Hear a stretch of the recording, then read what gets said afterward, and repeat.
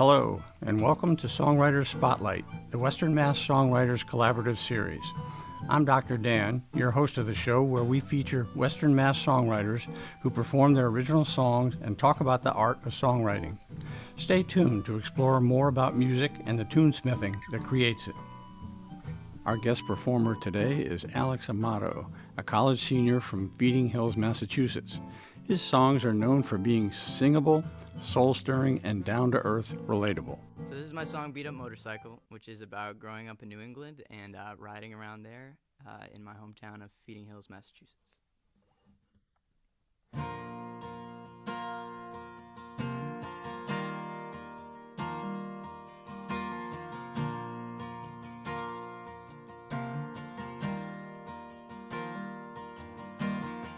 Up on the edge of this old town, along the endless winding road, I told myself that one day I'd see just how far it goes. I worked a small-time job scraping the grill, and the day I turned 18, I bought myself a beat-up motorcycle and a tank of gasoline, and my mama would pray for me. I drove her on down past the farms and felt the wind in my face, my arms feeling like a bird out on the breeze. I crossed the lonely CT state line, taking in the fields and traffic signs, and put 1,000 miles of memories on that dial of that beat up motorcycle.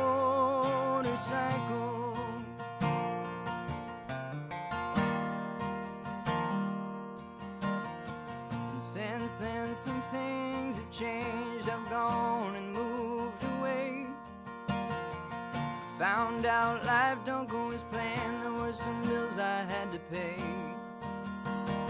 You asked me how she runs. I said, boy, she runs just fine. I watched her wheels roll down the road. The only thing on my mind were the times that I drove her on down past the farms and felt the wind in my face, my arms feeling like a bird out on the breeze. I crossed the lonely CT state line, taking in the fields and traffic signs, and put 1,000 miles of memories on that dial of that beat up motorcycle.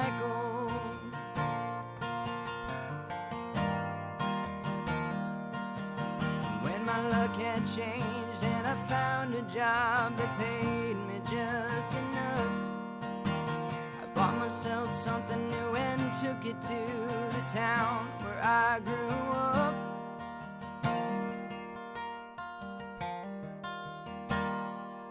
And then I drove her on down past the farms and felt the wind in my face, my arms feeling like I did at 18.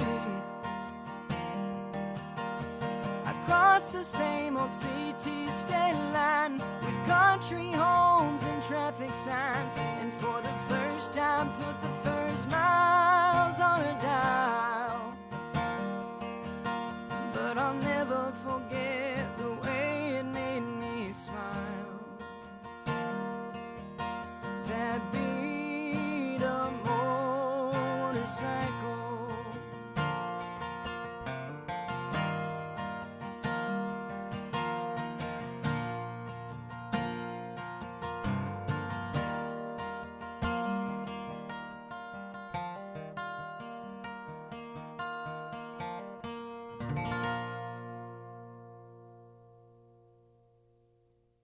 So this is a song called Bored in Love, which I wrote like 2 years into college, I think. And it's a little bit about, I feel like I say this all the time, but it's about being young and stupid.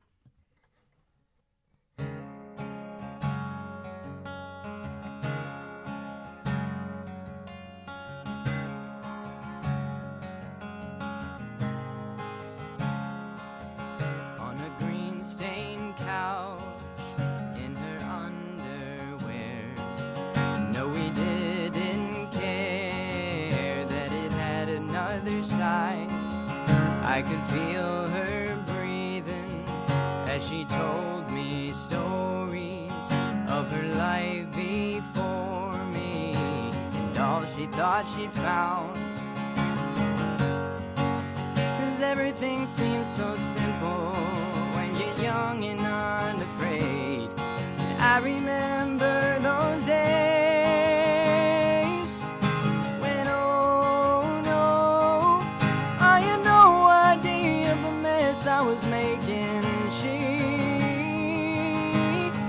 was giving up, was taking her heart, but we knew from the start that we were both just bored in love. Yeah, we were both just bored in love.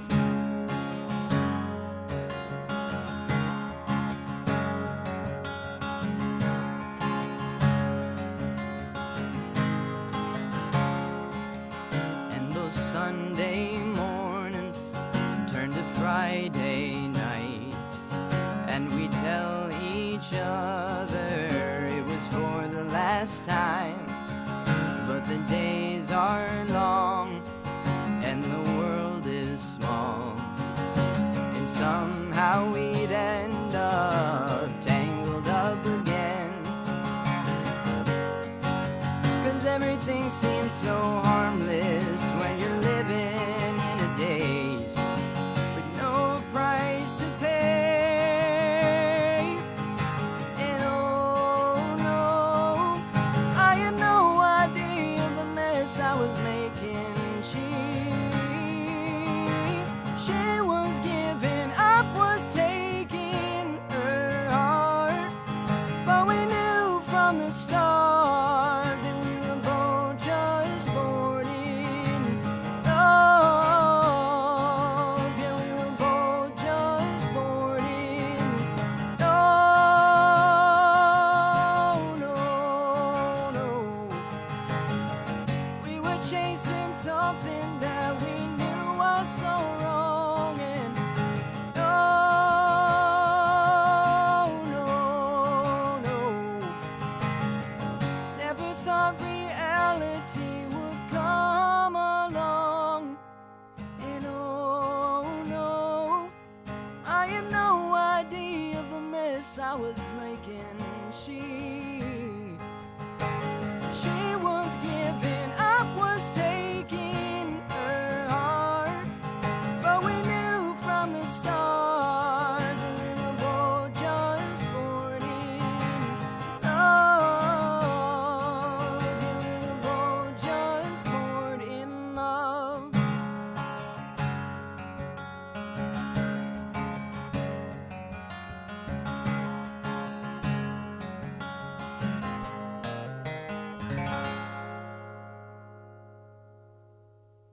All right, this next song is one I wrote about a woman that I'd met at a show I was doing with a friend of mine, Ali Rossi, and a guitarist, Kenny Lynch, from the area.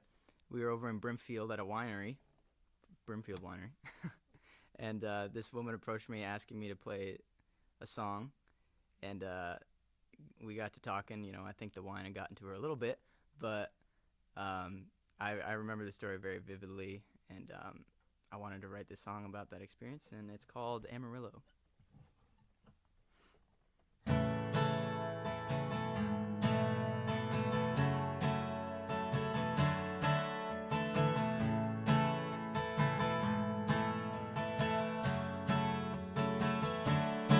It was summer in the north, warm sun through the pines, smell of sweet grass and strawberry wine, playing my songs for a map-dot town that day.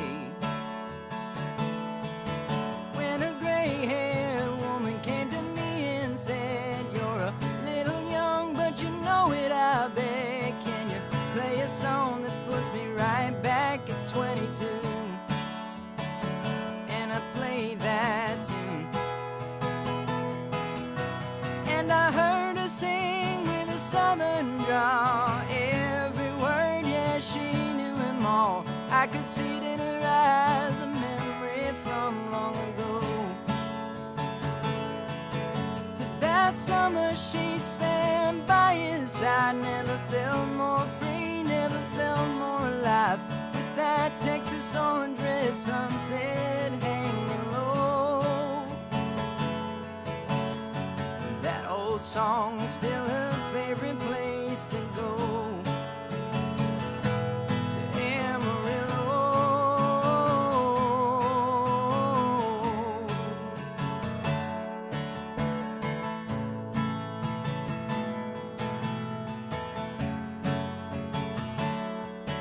She was dancing with her eyes closed, swaying in the wind and holding that wine glass close to her chin.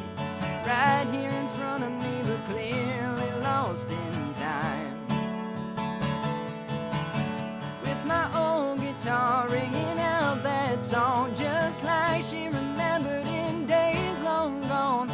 Put her right back to the bars on that moonlit street. When she looked at me, I heard her sing with a southern drawl. Every word, yeah, she knew them all. I could see it in her eyes, a memory from long ago. To that summer she spent by his side, never felt more free, never felt more alive. With that Texas orange red sunset hanging low, that old song is still her favorite place to go. Amarillo.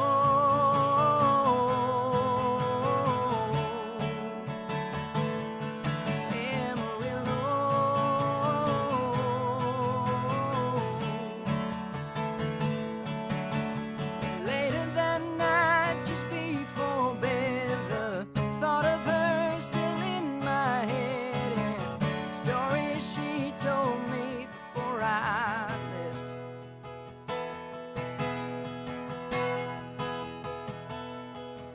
It's when I heard her sing with a southern drawl. Every word, yeah, she knew him all. Was the memory of a man she used to know.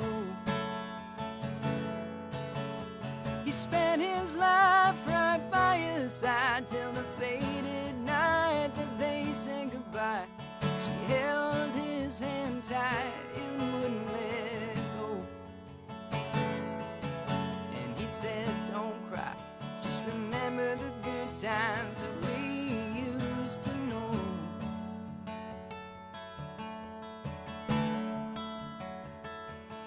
In Amarillo.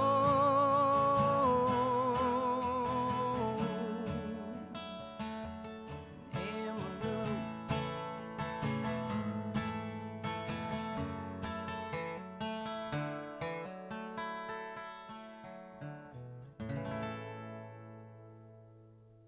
This next song is called Love You Right.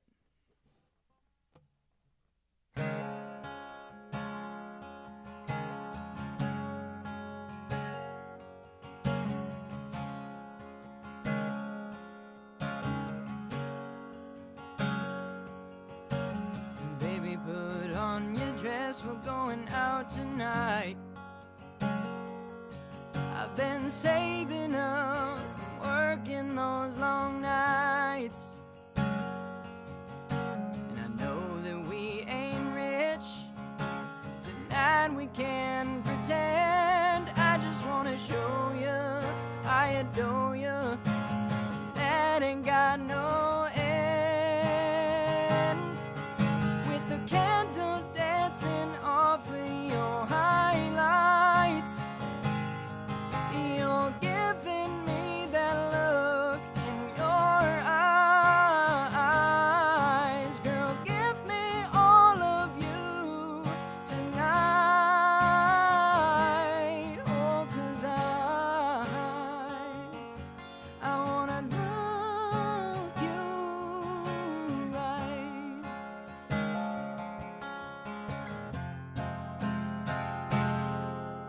Your legs in those heels take my breath away. You look beautiful, is all that I can say.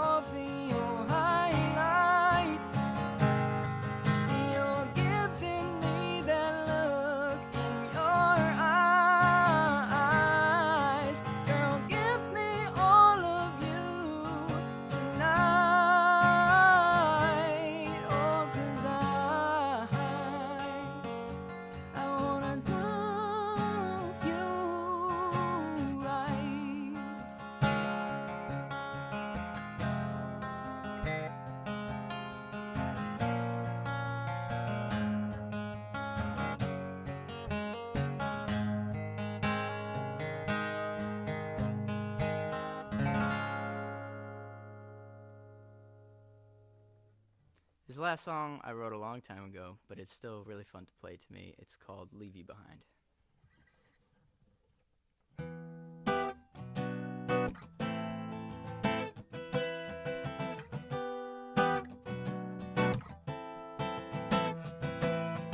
I've been staring at my phone for about 2 hours now, wondering what to do. There's a blue dot sitting next to your name that lets me know that it's my move. Just one word and your wheels roll up, 'cause just one time is never enough. And oh, I'm growing weak, 'cause every morning I say never again.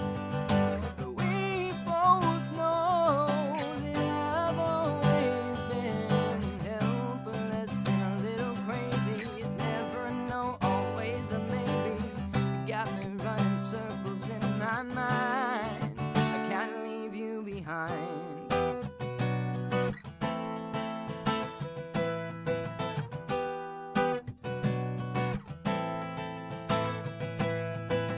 You and me have tried many times, but we know it just won't work out.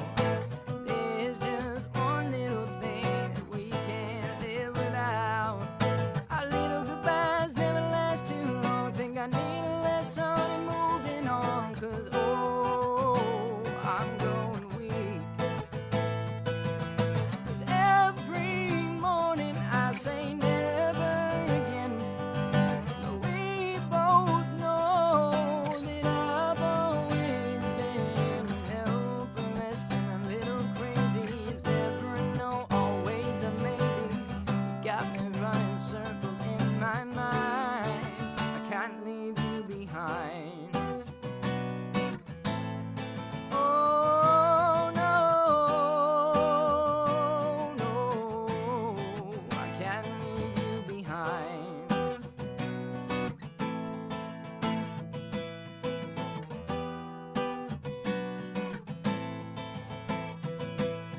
Bad habits, we fall back. I want you, you know that I can't leave you behind.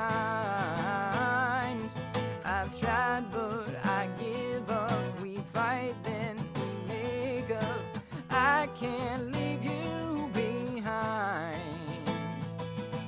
'Cause every morning I say never again. But we both know that I've always been helpless and a little crazy. It's never a no, always a maybe. Got me running circles in my mind. I can't leave you behind. Oh no, no, I can't leave you behind.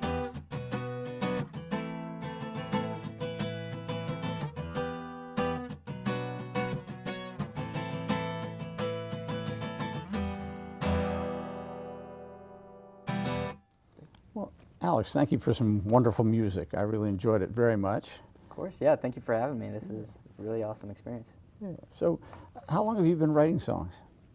So I started writing songs my senior year of high school. So that's almost exactly 4 years ago now.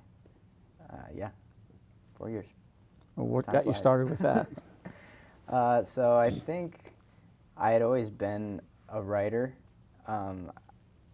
Teachers in my younger years told me I had a talent for writing, but I never wrote songs. And I think when I started picking up acoustic guitar my senior year of high school, and going through the typical things that a teenager does, and like facing going to college and trying to move away, I had a lot of turmoil going on mentally, and stuff I needed to get down and say out loud, and songwriting really gave me an outlet to do that.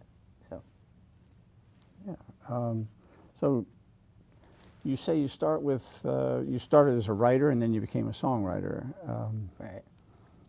So I had passion for writing, short stories and all different kinds of writing assignments, and I loved reading and literature, and so I think I had a mind for, how to use words and language to, get emotional response or something along those lines, you know. And so I think the transition to writing songs was a little bit easier for me. Okay, what is the process by which you write your songs? So how do you go about it? The process is mainly for me. I find that I sit down because I try to go after like volume. I try to go after, you know, write a bunch of songs, and eventually you'll get something that's good. So I sit down every day. You know, usually, you know, life gets in the way sometimes, but I sit down. I try to every day, and just write down whatever I can, whatever I'm thinking about that day, or you know, if I had an idea while driving or doing something throughout my day, I'll try to sit down and hash out a song about it. And then music usually comes later for me. I think I said 80% of my songs were written down first or typed down. You know, I do a lot of stuff on my phone or my iPad, and then I put music to it later. Very rarely do I find that I have like a melody in my head or a chord structure and I put words to it. That happens sometimes, but not as much as I'd want it to, because that seems like the easier way when everything just flows out at once, but that's rare for me. So the writing you do, is it in the form of prose or poetry? I think that when I'm writing lyrics, I do have an idea of, not the syntax, but I think I draw, when I have an inspiration, for when I hear a song, I take that structure of that song, and it's kind of repeating in my head in the background, so when I write, it's almost in that form. I don't think I'm going after anything specific, like prose or any kind of, you know, structure like that. It's more free structured, if that makes any sense. Okay. So who are the songwriters who inspire you? I am very inspired by Chris Stapleton. I was introduced to him by my roommate my freshman year of college, and absolutely changed my whole position on, well, I did like country music, but I think it really threw me into the depths of country music, at least modern country music, because Chris Stapleton has this kind of, you know, old school vibe to him, and his writing is just incredible, and seeing his entire catalog, which has got to be thousands of songs large, there's not a bad song in there, and he's just an all-around crazy talent. So I really like him. I think a lot of stuff I do tries to emulate that. I was inspired to start writing and playing acoustic guitar by Ray LaMontagne. He's from New Hampshire. He's a folk kind of writer and player, and he's great. You know, I love his imagery and his emotion in his songs, and I think I try to stick to inspirations like Chris and Ray quite a lot. Mm-hmm. So do you have a whole stack of songs that you've written that maybe haven't been recorded yet? I definitely have a large stack of songs and a large virtual stack of songs, as I tend to write, like I said, in like my laptop or something, in my notes app, just because I like to be able to, you know, search everything nicely. If I put all these down on paper, I'd probably have a library by now, but yeah. There's definitely a lot I think I've written approaching like 800 finished or unfinished, you know, song ideas, and, you know, maybe half of them I put music and, you know, had them fully fleshed out. So yeah, there's a lot of songs. It's just a matter of when I pull them out, when I feel good enough about them to pull them out. Like I was telling you before, the song I wrote, Beat Up Motorcycle, I was in my parents' basement just visiting for a time, and I was just writing this song, just super nostalgic song about, and I was fixing up the beat up motorcycle that I had bought recently and going through all that. And so I just wrote the story and didn't think much of it, and it was sitting in my songbook for over a year, and I pulled it out at an open mic, just like, oh, I'll sing this song, and people loved it. And so I figured, oh, well, I might as well play it around now. And so who knows what else is lingering in my catalog. It's funny how that works. Do you go back and resurrect songs that maybe you didn't think much of before? Yeah, sometimes. Like in that case, I definitely did, and it's it's a matter of finding them first, right? Because it's kind of a mess trying to find songs you wrote over a year ago among 800 other notes. But Yeah. So there's got to be a motivation. Maybe one day I'll like think of it and be like, oh, maybe that was actually pretty good. But the odds are slim. I think I'm more aiming towards to continue writing and to get new stuff out there. So. Mhm. So, do you have an aspiration of being a songwriter or a singer-songwriter, or what? Do you have a sense of that yet? I think I have aspirations for both. Of course, you know, whatever happens, happens, and I have an equal love for both of them. Mm-hmm. And I put a lot of time and effort into both of them. But yeah, I think the ultimate goal would be to write good songs and be able to perform them too. But Mm-hmm. you know, if you can be an either or, I'm pretty sure that's a dream come true right there. So. Yeah. Have you met some professional songwriters, successful professionals? It depends on how you define successful, but I think I've met a lot of great songwriters, whether Mm-hmm. or not they do it commercially or, you know, have made large sums of money from it. I'm not sure, you know. I try not to press people too much on their on that side of their success. I see success as a really good song, and I've met a lot of people. I recently started going to and joined the Western Massachusetts Songwriters collaboration. Met great artists like Lisa Martin and Peter Newland, who lived down in Nashville for a time, and pretty sure Peter said he wrote on Music Row, and you know, he's been a great friend to me, a good help, and you know, I've met a lot of great writers through that collaboration locally, and I'm constantly learning from them and from what I hear, and yeah, it's a great time to to be in Western Mass right now. There's so many great songwriters, but yeah. Yeah, oh, absolutely. So you've been getting some ideas and some mentoring from some people who have longer experience in songwriting. If you were to mentor someone else, what would you say to them? Oh boy.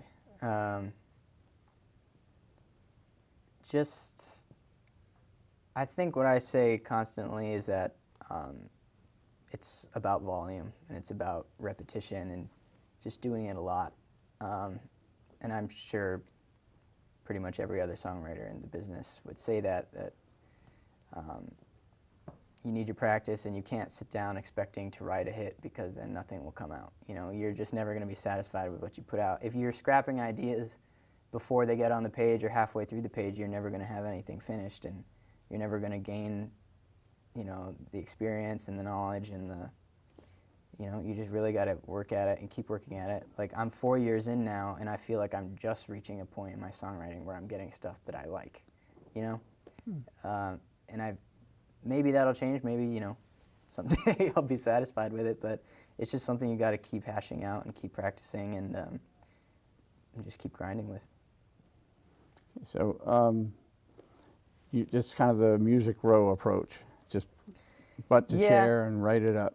I suppose there are other ways to look at it too. I mean, definitely take care in what you're doing and try to put out quality stuff. But yeah, I think thinking too much about it and trying too hard to create something that other people will like will take the joy away from you because you've got too much pressure on you. So, and at the same time, you know, hold you back from writing that next thing, which might be a hit or, you know, which might be a really great song that you wouldn't get to write if you were too stuck on something else, you know. So you have a background in science. I do, yep. Yeah. So does that factor into your songwriting or your experience as a songwriter? That's a very interesting question. I don't know. I don't write about science. I don't know what kind of song that would be. Certainly not a country song. Well, there's some real humdingers actually, but yeah. Yeah. Well, maybe I'll have to try that. That could be a good writing exercise. But I'm not sure. I mean, whether being in science shapes my views. I mean, I don't normally get too religious or political in my writing, so I don't know if that affects it. But like, no, I'd say being in science keeps my is pretty separate from what I write about, and yeah. And being focused on country folk approach to music, you're talking about people's emotional experiences and Right, imagery yeah. and I don't think those the kinds of genre things. really has too much connection with Mhm. the science of chemistry.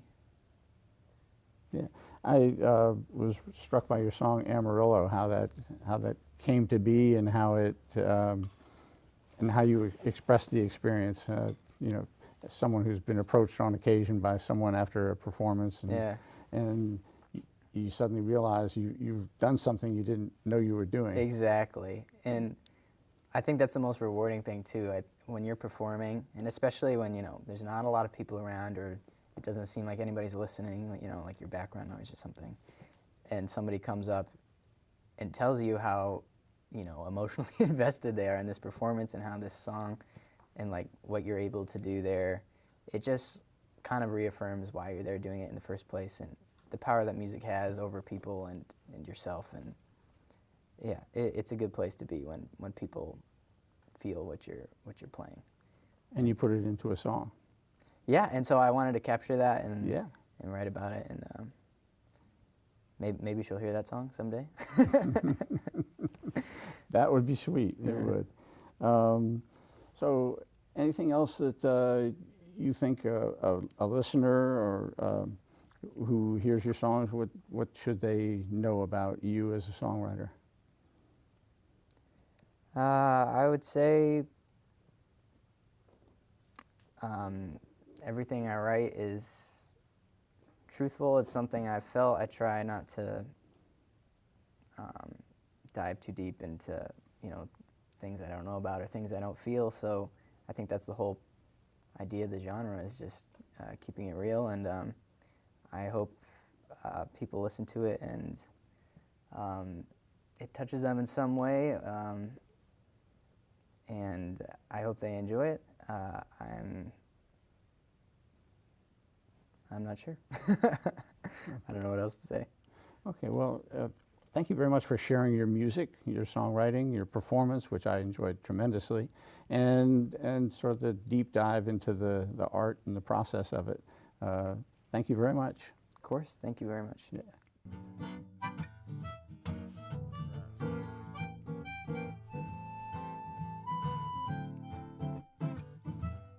Thanks for watching our show. I'd like to acknowledge the support of the Western Mass Songwriters Collaborative, promoting the original music scene in Western Massachusetts. If you want to learn more about the collaborative, go to their Facebook page.